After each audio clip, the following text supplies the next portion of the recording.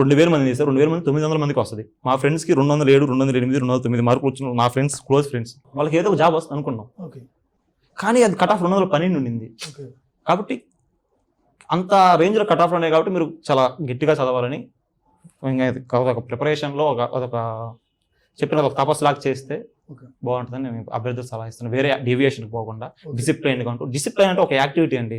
అది ఎలా అంటే ఇప్పుడు నువ్వు బాగా చదువుతూ ఉంటావు, 2-3 రోజులకు ఒక జ్వరం వచ్చి ఉంటుంది, అది one of the part, up and down. 2 రోజులు నేను చదవలేదే, ఓ అమ్మ ర్యాంక్ వెనక్కి పోద్దాం, నేను సరిగ్గా చదవలేదే అని నువ్వు కుంగిపోకూడదు. మళ్ళీ తర్వాత రోజు స్టార్ట్ చేసేయాలి. అది అందరికి జరిగేదే. అది నువ్వు ముందుకు తీసుకుపోతా ఉండాలి, ఖచ్చితంగా సక్సెస్ వస్తుంది. పైగా ఇంకోటి నేను చదువుతున్నా మర్చిపోతున్నాను అంటారు. అంటే గ్రూప్ 2 ఎగ్జామ్స్ అంటే కొన్ని ఫ్యాక్ట్స్ గుర్తుపెట్టుకోవాలండి, అవి మర్చిపోతూ ఉంటాం.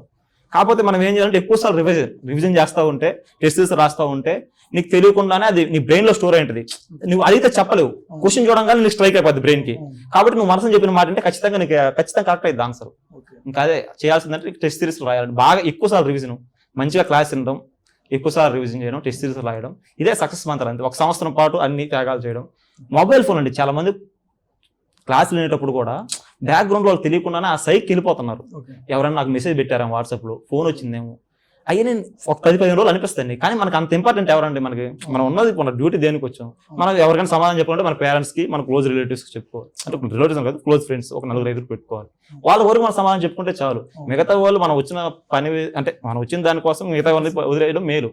దాన్ని చూసుకుంటే కొంచెం ఆ ఫోన్ పక్కన పెట్టి, ఫోన్ వాడచ్చు మీకు ఏమన్నా అథెంటిక్ సోర్స్గా, ఏమైనా ఇన్ఫర్మేషన్ కోసం. ఫోన్లో టెస్ట్ సిరీస్లు రాస్తారు కొంతమంది పీడిఎఫ్లు చదువుతారు, అలా వాడుకోవచ్చు, తప్పలేదు.